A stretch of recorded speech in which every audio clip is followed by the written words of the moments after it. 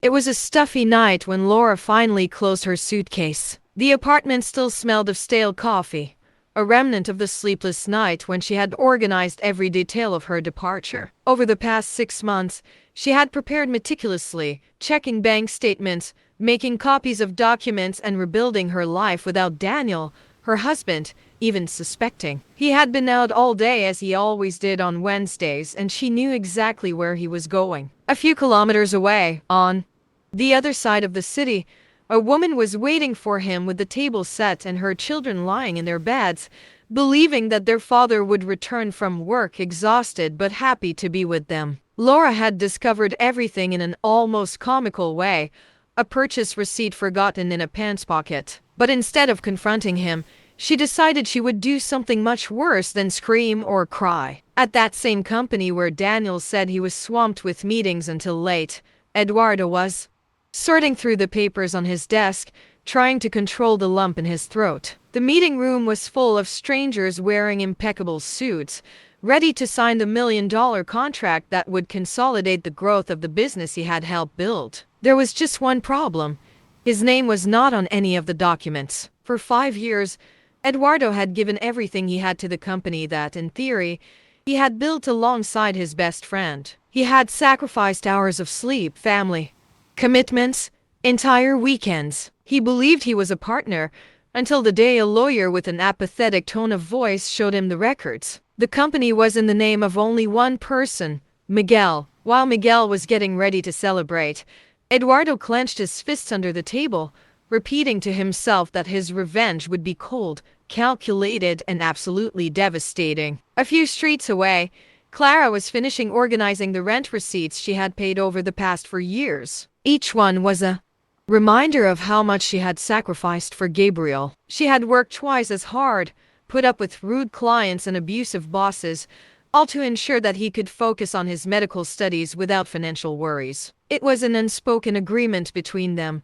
She would hold the fort for now, and when he graduated, they would have a better life. But Gabriel had never mentioned another woman, nor that he had used her money to pay for expensive dinners and trips with someone who fit better into his new reality. Clara had found out about the betrayal by chance, in an unpretentious conversation with a friend. "Did you see the ring?" He finally proposed to her, the woman had said, not imagining that Clara was still working overtime to pay the rent for the man who had already replaced her. While Clara absorbed her anger and outlined her plan, Carlos examined his bank statements on the computer. Something didn't add up. He and Vanessa had always shared expenses, but in the last few months, large sums of money had been leaving the joint account without explanation. Small withdrawals at first, then larger transfers, until half the balance had simply disappeared. It wasn't hard to connect the dots. Vanessa was preparing to leave him and take whatever she could with her, but she didn't know that Carlos was already 2 steps ahead. Patiently,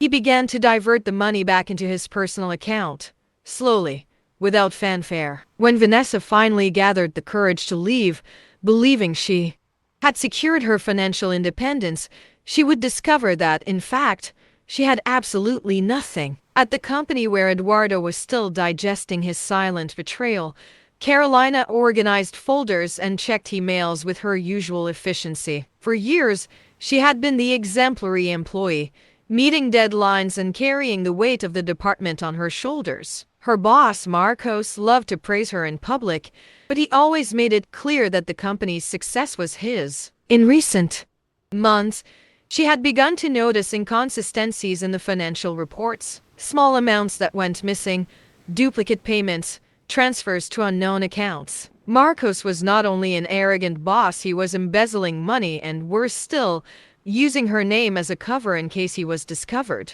Instead of reporting him right away, Carolina waited. She gathered documents, printed out statements, filed compromising emails. Now, as he prepared for a crucial meeting with investors, unaware that a surprise audit would take place that same day, Carolina felt a twinge of pleasure imagining the panic in his eyes when the truth came out. Back in the quiet neighborhood where Laura locked the door to her apartment for the last time, Camila was cleaning the kitchen table in the house where she worked as a caregiver. The elderly couple who were her employers were kind and trusted her more than they trusted their own son, Lucas, who only showed up once a year, always with a new request or empty promise. Over the past few months, Camila had overheard uncomfortable conversations. Lucas pressured them to sign documents, talked about making the inheritance easier, suggested changes that would clearly benefit him. The elderly, naive parents hesitated, but Camila didn't. She quietly helped them ensure that their assets were protected, never accusing Lucas directly. Instead, she left little clues, loose questions that, over time, made the elderly see their son for what he really was. Now, sitting at the table, watching the old man and the old woman talk to a lawyer about transferring everything to a charitable foundation, Camila hid a satisfied smile. Meanwhile, in an office full of awards and certificates hanging on the wall, Ricardo watched the clock, counting down the minutes. The phone would ring at any moment. For years, he had been the company's invisible employee, the one who worked twice as hard while his bosses and colleagues took credit for his ideas. But no one had underestimated him as much as Philippe. He was the kind of man who talked nicely in meetings and took every successful project for himself, always making sure that Ricardo stayed in the shadows. Only this time, Philippe hadn't realized he was being manipulated. Ricardo had spent months feeding him subtle suggestions, small ideas that seemed brilliant but had hidden flaws. Now, the big project that Philippe had sold as his own was about to be launched and was doomed to failure. The phone finally rang. On the other end of the line, Philippe's tense voice. "We need to talk."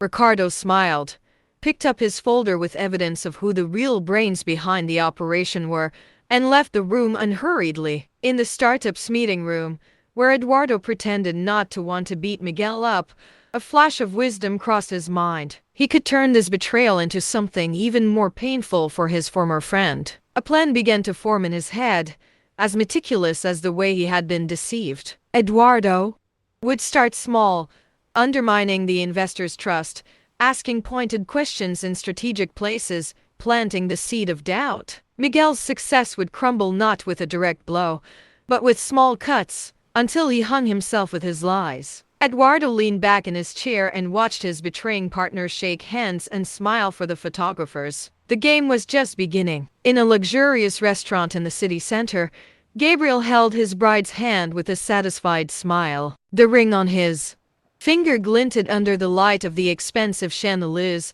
and the exclusive reservation for the celebratory dinner reinforced the impression that he was on the right track. The perfect future he had always wanted: a wife from an influential family, financial stability, and status was within his reach. But on the other side of the city, Clara was finalizing the final details of what would ensure that it all fell apart. Over the weeks, she had collected messages, bank records, transfers, even receipts for dinners he had paid for with her money. Then, with the subtlety of someone who had grown accustomed to being ignored, she made sure that the information reached the right people: the bride's family, her colleagues, and of course, the bride herself, all anonymously. The next morning, when Gabriel arrived at his newly rented house, he would be greeted by absolute silence and a complete dossier of his lies on the table. While Gabriel ate dinner, unaware that his life was about to implode, Laura walked through the airport lobby, feeling a relief she had never felt before. She didn't need to look back. Her plan was complete, every detail coldly calculated. Daniel would come home and find everything exactly as he had left it, except for an envelope on the dining table. Inside it was the irrefutable proof of his double life: photos, bank statements, call logs. Next to it, a short, direct letter. "Now you have just one family. Good luck."